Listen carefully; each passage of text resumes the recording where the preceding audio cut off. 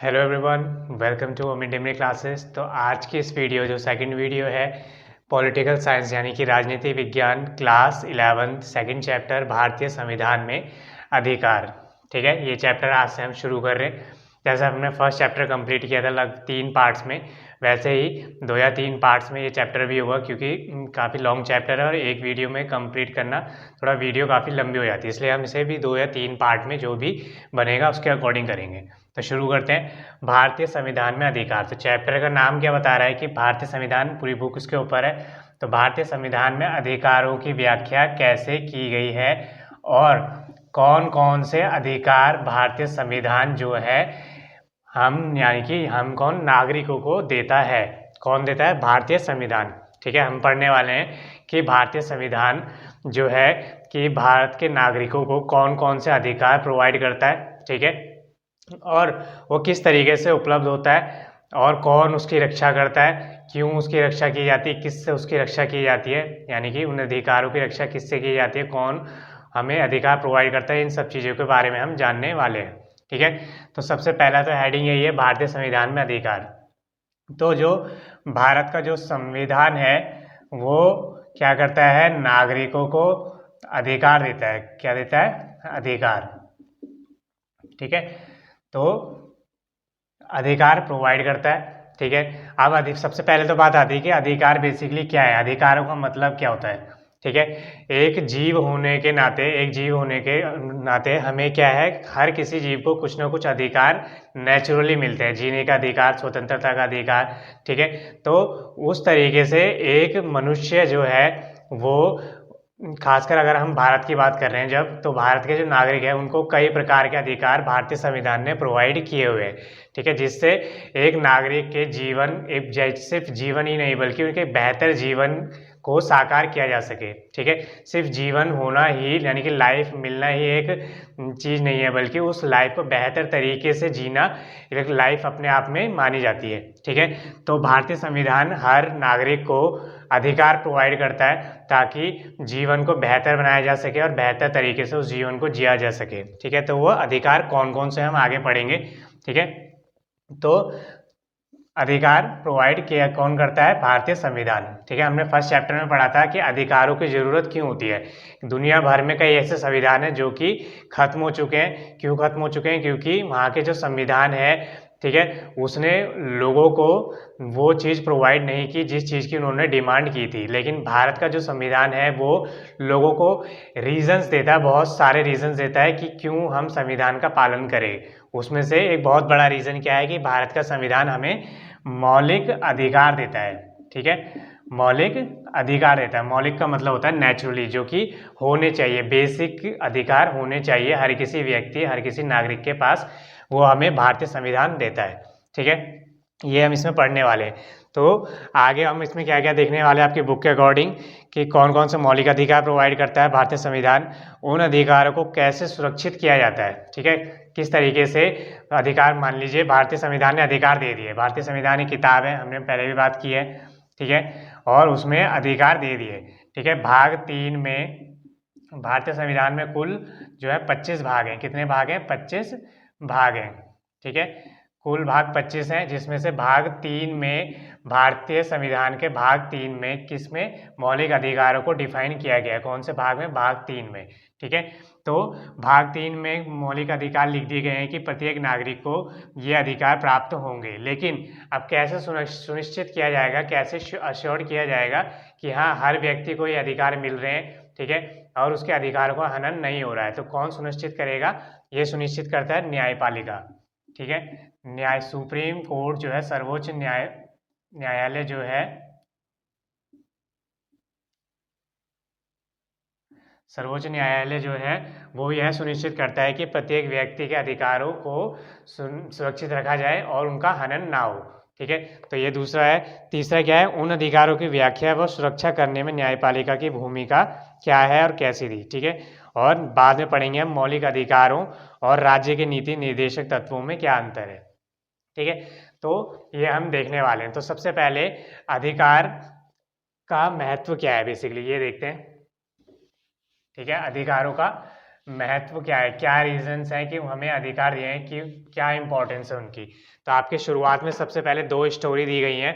पहली स्टोरी है 1982 के एशियाई खेल। ठीक है, एशियाई खेल कब, 1982 के एशियाई खेल हैं। ठीक है, उसमें एक स्टोरी दी गई है कि जब कुछ नए, जब हमारे देश में कुछ गेम्स होते हैं, ठीक है, तो उसमें क्या है, इंफ्रास्ट्रक्चर यानी कि आधारभूत संरचना जैसे रोड, फ्लाईओवर, इन सब चीज, बिल्डिंग्स, इन सभी चीज़ों की रिनोवेशन या फिर नए बनाने की जरूरत पड़ती है, ताकि पूरे वर्ल्ड में जो कवरेज होती है उसमें हमारे देश की बेहतर स्थिति को दिखाया जा सके। ठीक है, तो उस दौरान भी कुछ ऐसे निर्माण कार्य किए जाने थे। ठीक है, निर्माण कार्य जैसे मैंने बताया, फ्लाईओवर, रोड्स वगैरह, तो निर्माण कार्य किए जाने थे। लेकिन एक स्टोरी इसमें आपके इसमें ऐसी दिखाई है कि जब निर्माण कार्य के लिए किन की जरूरत पड़ती है, मजदूरों की। ठीक है, तो बहुत से ऐसे मजदूर थे जिनको कि काम पे लाया गया, लेकिन जब उन मजदूरों ने काम खत्म किया, उनको उनकी जो दिहाड़ी बनती है या फिर उनका जो पैसा बनता है उसको नहीं दिया गया। ठीक है, यानी कि उनका जो, उनसे क्या करवाया गया, बेसिकली बंधुआ मजदूरी। ठीक है, या फिर इसे, जिसे हम बेगार भी बोलते हैं। ठीक है, बेगार मजदूरी या बंधुआ मजदूरी उनसे करवाई गई। बंधुआ मजदूरी का मतलब होता है कि जब हम किसी पर्सन से कोई काम करवा रहे हैं, ठीक है, लेकिन उस पर्सन जो वो डिजर्व करता है पैसा, वो हम उसको वो पे नहीं कर रहे हैं, तो हम उसको क्या बोलते हैं, उस पर्सन से बंधुआ जबरदस्ती की मजदूरी करवाई जा रही है।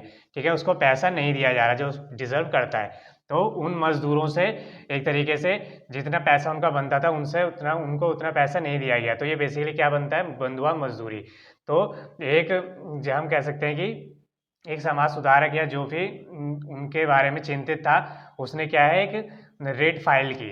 ठीक है, यानी कि उस न्यायपालिका में जो है इस चीज़ के खिलाफ आवाज़ उठाई और केस दायर किया।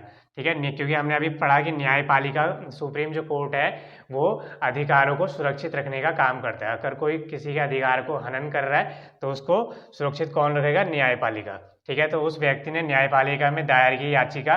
ठीक है, उसको क्या बोलते हैं हम, याचिका दायर करना। ठीक है, तो न्यायपालिका ने उन सभी मजदूरों को उनके हक का पैसा दिलवाया।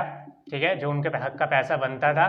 तो बेसिकली न्यायपालिका जो इनके जो ठेकेदार थे, बेसिकली जिन्होंने इन मजदूरों को लाया गया था, उनके खिलाफ किस तरह इनका, इनकी अगर हम देखें तो इन मजदूरों के कौन से अधिकारों का शोषण हो रहा है, इन मजदूरों के शोषण के विरुद्ध अधिकार। ठीक है, हम अभी पढ़ेंगे, सारे अधिकार पढ़ेंगे। तो हमारा जो संविधान है हमें प्रोवाइड करता है शोषण के विरुद्ध अधिकार। ये भी एक मौलिक अधिकार है जो कि हमारा संविधान हमें प्रोवाइड करता है, शोषण के विरुद्ध अधिकार। शोषण का मतलब क्या होता है, शोषण का मतलब होता है हरासमेंट। जैसे हमने बताया कि इसमें हरासमेंट किसका हो रहा है, मजदूरों का। उनको जितना वो डिजर्व करते हैं उनको उतना पे नहीं किया जा रहा है। ठीक है, तो उनको क्या, उनका क्या हो रहा है, शोषण हो रहा है। तो संविधान हमें अधिकार देता है कि जो हमारा शोषण होता है उसके विरुद्ध, यानी कि उसके अगेंस्ट में हम कंप्लेन कर सकते हैं। ठीक है, उसके अगेंस्ट में हम न्यायपालिका में जा सकते हैं। तो बेसिकली इस अधिकार के तहत चैलेंज किया गया सुप्रीम कोर्ट में, और न्यायपालिका ने उन मजदूरों को उनके हक का पैसा दिलवाया। तो पहला केस तो ये है जो आपके इसमें स्टोरी दी गई है, जो कि रियल इंसिडेंट है बिल्कुल। ठीक है, अगर हमारा सोचिए कि ये वाला जो अधिकार है वो नहीं होता, तो उन मजदूरों के साथ न्याय नहीं हो पाता, उनको उनके हक का पैसा नहीं मिल पाता। तो पहले ये चीज, इंसिडेंट बताता है कि कितना इम्पोर्टेंट है जो है मूल अधिकारों का होना। ठीक है, ताकि उनके बेसिस पे एक नागरिक जो है न्यायपालिका में जाकर मांग कर सकता है कि हाँ, मेरे अधिकारों का हनन हुआ है। तो पहले इंसिडेंट ये बताता है। दूसरा इंसिडेंट आपके इसमें एक व्यक्ति का दिया गया है। ठीक है, वो देखते हैं। ये इंसिडेंट इसलिए दिए गए ताकि आपको पढ़ के समझ आए कि क्यों इम्पोर्टेंट है। ये तो सिर्फ एक केस हमने देखा, बंधुआ मजदूरी वाले, ऐसे हजारों केस अभी भी चलते हैं। ठीक है, जिसमें उनको पैसा नहीं दिया जाता। तो ये चीज़ हमें ध्यान रखनी होती है कि हमारे अधिकार कौन कौन से हैं, ताकि हम उनका जो है यूज कर सके। सेकंड नाम जो है एक व्यक्ति का दिया गया है, मचल लालुंग नाम से एक व्यक्ति, जिसको कि लगभग कितनी 23 वर्ष की उम्र में जो है जेल में डाला गया। किस वजह से जेल में डाला गया था, कि आरोप था कि किसी ने उसने किसी को गंभीर चोट पहुंचाई। तो इस दौरान जब वो 23 वर्ष का था वो व्यक्ति, तो उसको कहाँ डाला गया, जेल में डाला गया। और जब वो व्यक्ति 77 का हो चुका था, यानी कि 77 साल का हुआ, तब उसको रिलीज किया गया। ठीक है, उसको रिहा किया गया।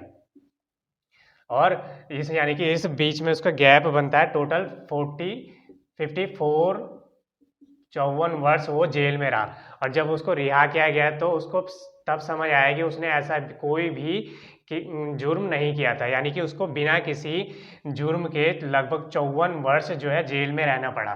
ठीक है, यानी कि लगभग उसकी लाइफ पूरी तरीके से खत्म हो चुकी है। ठीक है, तो ये क्या यहाँ पर हमारा जो संविधान है हमें क्या प्रोवाइड करता है, हमें प्रोवाइड करता है जीवन की स्वतंत्रता का अधिकार। जीवन की स्वतंत्रता का अधिकार प्रोवाइड करता है, यानी कि हर व्यक्ति को जीने की स्वतंत्रता है। ठीक है, और दूसरा अधिकार हमारा जो संविधान है वो हमें देता है कि हम जो है क्या देता है कि त्वरित सुनवाई का अधिकार, यानी कि मुकदमे की निष्पक्ष और त्वरित सुनवाई का अधिकार। ठीक है, अब ये अधिकार जो है इस केस से रिलेटेड है। कैसे रिलेटेड है कि जो ये व्यक्ति है, अगर उसको इस अधिकार के बारे में पता होता, या फिर किसी ने उसके जैसे पहले केस में किसी पर्टिकुलर व्यक्ति ने संज्ञान लिया या फिर खुद से केस दाखिल किया बंधुआ मजदूरी के खिलाफ, उसी तरह अगर किसी व्यक्ति ने इसके केस में भी किया होता, मुकदमे की निष्पक्ष और त्वरित सुनवाई का अधिकार जो कि हमारा संविधान हमें देता है। यानी कि अगर हमारे ऊपर कोई मुकदमा दायर किया गया है तो हमें अधिकार है कि हम तुरंत उस मुकदमे के खिलाफ, यानी कि उसकी त्वरित सुनवाई के लिए हम जो है केस डाल सके। ठीक है, अगर उस व्यक्ति को नॉलेज होती तो वो ये करवा सकता था, लेकिन नॉलेज ना होने के कारण वो उस अधिकार का फायदा नहीं उठा पाया। ठीक है, और ना ही कोई अन्य व्यक्ति उसके लिए ये कर पाया। तो हमें तुरंत सुनवाई का अधिकार है। किसी व्यक्ति के ऊपर केस दायर होता है, वो दोषी है या नहीं है वो तो बात की बात है, जब कोर्ट अपना फैसला सुना देगा, लेकिन उसको अधिकार है कि वो अपना केस जो है न्यायालय तक ले जाया जा सके। जैसे इस व्यक्ति के केस में केस इसका न्यायालय तक ही नहीं पहुंचा और वो जेल में लगभग 54 वर्ष रहा। ठीक है, अगर ये उसको अपने अधिकारों की जानकारी होती तो कुछ ही दिन में, जेल में आने के एक दिन बाद, तुरंत बाद ही हमें न्यायपालिका के सामने उस दोषी को क्या, जो भी जिसके ऊपर आरोप है उसको लाना होता है। ठीक है, तो ये दो केस आपके इसमें दिखाए गए हैं कि ताकि आपको समझ आए कि मौलिक अधिकारों का होना कितना इम्पोर्टेंट है।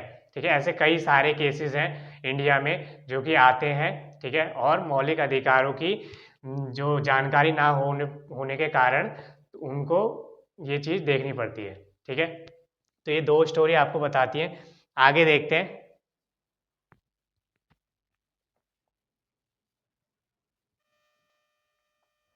तो आगे देखते हैं कि मौलिक अधिकारों का प्रस्ताव कैसे आया। ठीक है, हमने अपने स्टोरीज के जरिए, इंसिडेंट्स के जरिए देखा कि क्यों इम्पोर्टेंट है। अब बात आती है कि मौलिक अधिकार कैसे भारतीय संविधान में आए, क्या उनकी हिस्ट्री रही है। ठीक है, तो हम जानते हैं कि भारत पर अंग्रेजों का शासन था। अंग्रेजों द्वारा भारतीय नागरिकों का शोषण किया गया कई तरीके से। ठीक है, तो उसमें से क्या था कि उनकी मर्जी के विरुद्ध उनसे कई ऐसे काम करवाए जाते थे, या फिर कभी भी कोई भी चीज़ उन पर अप्लाई कर दी जाती थी। ठीक है, तो अंग्रेजों द्वारा शोषण किया जाता था भारतीय नागरिकों का। ठीक है, तो 1900 इन्हीं चीज़ को देखते हुए 1928 में मोतीलाल नेहरू समिति, कौन सी समिति, मोतीलाल नेहरू समिति। ठीक है, एक फैक्चुअल इंफॉर्मेशन है कि 1928 में मोतीलाल नेहरू समिति ने अधिकारों के घोषणा पत्र की मांग की। यानी कि उस घोषणा पत्र का मतलब कि वो एक पेपर, एक तरीके से पूरी लिस्ट कि हमें ये अधिकार भारतीय नागरिकों को मिलने चाहिए। ठीक है, ताकि उनका शोषण ना हो। लेकिन अंग्रेजों की सरकार ने उस चीज़ को एक्सेप्ट नहीं किया पूरी तरीके से, या फिर कहेंगे तो उसको नकार दिया। तो इसी के चलते उसमें कई चीज़ें देखी गई, और जब भारत आज़ाद हुआ, भारतीय संविधान तैयार हुआ, तो उसमें मौलिक अधिकारों को बिल्कुल भाग 3 में शामिल किया गया डिस्कशन के बाद। ठीक है, तो भारतीय संविधान में शामिल किया गया और गारंटी दी गई। गारंटी का मतलब कि भारतीय हर नागरिक को क्या होगा, मौलिक अधिकार दिए जाएंगे। और ये मौलिक अधिकार हर किसी भारतीय नागरिक को मिले, और उसकी गारंटी कौन देता है? संविधान देता है। ठीक है, संविधान कैसे गारंटी देता है? संविधान में पूरी तरीके से मेंशन है कि जब भी किसी व्यक्ति के मौलिक अधिकारों का हनन होता है तो वह सीधे जो कहाँ जा सकता है? सुप्रीम कोर्ट यानी कि सर्वोच्च न्यायालय जा सकता है। नीचे के न्यायालयों में नहीं बल्कि उनके अलावा डायरेक्टली जो है सर्वोच्च न्यायालय में जा सकता है। इसके लिए इतनी बड़ी ज़्यादा छूट दी गई। ठीक है, क्योंकि और ज़्यादा केसेस के लिए आपको लोअर लेवल पर जो है आपको दर्ज करना होता है, लेकिन जब आपके मौलिक अधिकारों की बात आती है तो आप सीधा सुप्रीम कोर्ट पर जा सकते हैं। ठीक है, तो ये गारंटी किसके द्वारा दी गई? संविधान के द्वारा, ताकि नागरिक के अधिकारों की सुरक्षा की जा सके। ठीक है, अब बात आती है कि सुरक्षा करनी है, लेकिन सुरक्षा किससे की जाए? ठीक है, यानी कि भारत में जो नागरिक है उसके मौलिक अधिकारों को किससे खतरा हो सकता है? किससे खतरा हो सकता है? किससे सुरक्षा मिलनी चाहिए? तो कोई वो व्यक्ति हो सकता है, ठीक है, कोई पर्टिकुलर व्यक्ति हो सकता है, कोई संस्था हो सकती है, ठीक है, और खुद सरकार भी हो सकती है। ठीक है, जिनसे नागरिक के अधिकारों को खतरा हो सकता है। यानी कि वो कोई पर्टिकुलर व्यक्ति हो सकता है, जैसे हमने पहले केस में देखा था कि ठेकेदार के द्वारा जो है मजदूरों के अधिकारों का हनन किया गया, तो एक व्यक्ति दूसरे व्यक्ति को हानि पहुंचा सकता है, उसके अधिकारों को हनन कर सकता है। कोई संस्था हो सकती है, संस्था मतलब मान लीजिए कोई जो है पर्यावरण मंत्रालय है या पर्यावरण से रिलेटेड कोई संस्था है जो कि किसी पर्यावरण से रिलेटेड चीज़ को करने के लिए जो है आसपास रहने वाले लोगों को स्थानांतरित या हटा रही है जबरदस्ती तरीके से। तो एक तरीके से उस संस्था के द्वारा उन लोगों के अधिकारों को हनन किया जा रहा है। ठीक है, कहीं भी बसने का अधिकार या फिर इस तरीके का अधिकार जो कि हनन किया जा रहा है। ठीक है, सरकार के द्वारा भी ऐसा केसेस आए हैं कि सरकार ने किसी व्यक्ति के अधिकारों का हनन किया है। ठीक है, सरकार का मतलब हमने देखा था, सरकार का मतलब होता है कार्यपालिका। ठीक है, और क्या होता है? संसद या फिर कोई पर्टिकुलर सरकार की बॉडी हो सकती है। ठीक है, तो इस तरीके से सरकार जो है हनन कर सकती है। इसलिए संविधान इन सभी से कि सरकारी हो सकता है, निजी व्यक्ति हो सकता है, संस्था हो सकती है, ठीक है, गवर्नमेंट हो सकता है या फिर प्राइवेट भी हो सकता है वो, तो इन सभी से नागरिकों के अधिकारों की सुरक्षा करती है। कौन करती है? संविधान करता है। ठीक है, किसके थ्रू करता है? न्यायपालिका के थ्रू। समझिए, तो मौलिक अधिकारों का प्रस्ताव कैसे आया? ये अंग्रेजों द्वारा शोषण में जो इंक्लूड किए गए। ठीक है, मोतीलाल नेहरू समिति 1928 में पत्र की मांग की गई, संविधान में शामिल किया गया इसे, और गारंटी दी गई संविधान के द्वारा कि मौलिक अधिकारों को सुरक्षित रखा जाएगा किसी व्यक्ति, संस्था या खुद सरकार से। ठीक है, तो ये चीज़ देखी हमने। आगे देखते हैं कि कुछ और टॉपिक आगे देखते हैं कि जो हमारे जो मौलिक अधिकार हैं, मौलिक अधिकार हैं वो कैसे सामान्य अधिकारों से भिन्न है।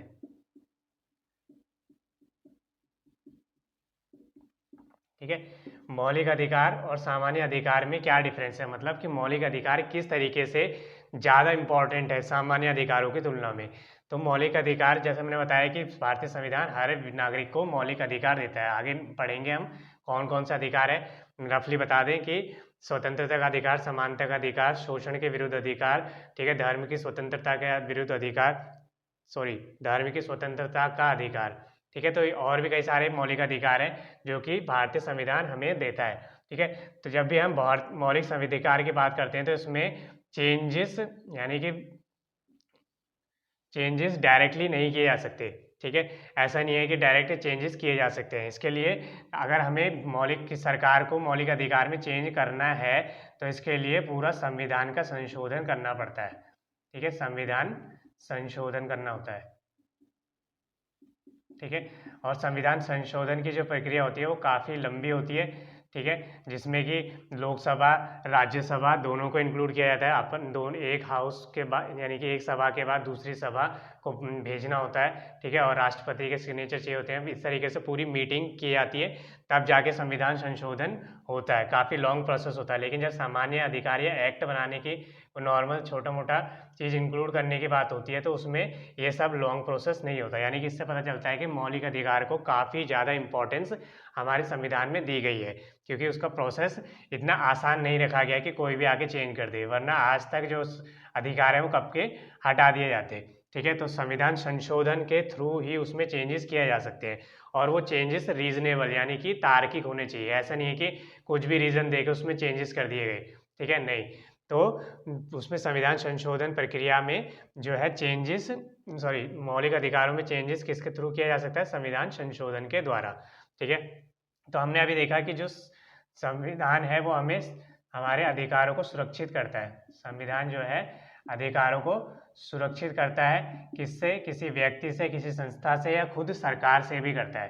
ठीक है, लेकिन जैसा कि एक वर्ड दिया गया है आपके इसमें कि संविधान जो है सरकार को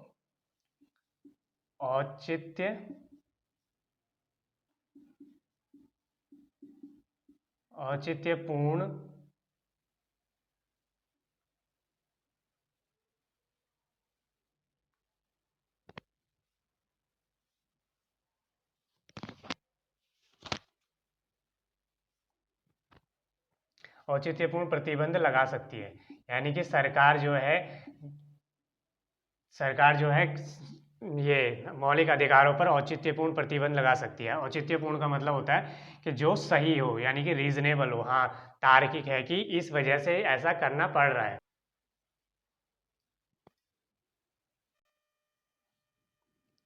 तो आगे देखते हैं। अभी हमने देखा कि जो संविधान है वो मौलिक अधिकारों की सुरक्षा करता है। मौलिक अधिकारों की सुरक्षा करता है। किससे करता है? किसी व्यक्ति से। ठीक है, यानी किसी व्यक्ति से खतरा हो सकता है, किसी संस्था से हो सकता है, या खुद सरकार से भी हो सकता है। यानी कि सरकार भी, कोई ऐसे केसेस होते हैं या पीछे कई ऐसे केसेस आए हैं जिसमें सरकार ने किसी व्यक्ति या किसी पर्टिकुलर समुदाय के अधिकारों का हनन किया है। तो इस केस में जो है संविधान जो है गारंटी देता है कि मौलिक अधिकारों की सुरक्षा की जाएगी, लेकिन साथ ही संविधान सरकार को यह भी अधिकार देता है कि आप जो है औचित्यपूर्ण प्रतिबंध लगा सकते हैं। औचित्यपूर्ण प्रतिबंध लगा सकते हैं। ठीक है, औचित्यपूर्ण का मतलब होता है रीजनेबल। ठीक है, रीजनेबल मतलब कि हाँ, उसके पीछे एक अच्छा कारण है कि जिस वजह से किसी व्यक्ति या फिर किसी दूसरे समुदाय के लोगों के ऊपर प्रतिबंध यानी रोक लगाई गई। ठीक है, एग्जाम्पल सिंपल से, जैसे मान लीजिए एक व्यक्ति जो कि किसी कारणवश, यानी मान लीजिए शराब पीकर जो है किसी दूसरे व्यक्ति के ऊपर हमला करता है। ठीक है, या फिर उसको मारने की कोशिश करता है। तो ऐसे में क्या कर सकती है गवर्नमेंट? उस पर्टिकुलर व्यक्ति को उठा के जेल में डाल सकती है। भले ही उसके यहाँ पर जीवन के अधिकार का हनन हो रहा है, लेकिन एक सही तरीके से प्रतिबंध उस पर लगाया जा रहा है। ठीक है, रीजनेबल प्रतिबंध, क्योंकि वो व्यक्ति दूसरे व्यक्ति के लिए खतरा साबित हो रहा है। ठीक है, तो ऐसे में केस में क्या हो रहा है कि जो संविधान है सरकार को अधिकार देता है कि आप किसी व्यक्ति या संस्था पर औचित्यपूर्ण प्रतिबंध लगा सकते हैं। जैसे इस केस में है कि वो व्यक्ति किसी दूसरे व्यक्ति के अधिकारों का हनन कर रहा है, यानी कि हर किसी को अधिकार प्राप्त है, लेकिन उन अधिकारों का इतना इस तरीके से यूज नहीं करना कि किसी दूसरे व्यक्ति के लिए वो खतरा बन जाए। ठीक है, तो इस केस में व्यक्ति शराब पीकर या किसी बिना शराब पिए किसी दूसरे व्यक्ति के पीछे पड़ा है, यानी उसको जान से मारने की या उसको परेशान करने के ऊपर तुला हुआ है, तो उस व्यक्ति को उठा के जेल में डाल देगी सरकार। तो यहाँ पर उसके अधिकार का हनन नहीं हो रहा, बल्कि दूसरे व्यक्ति को सेफ रखने के लिए ऐसा किया जा रहा है। तो ये क्या है? औचित्यपूर्ण प्रतिबंध।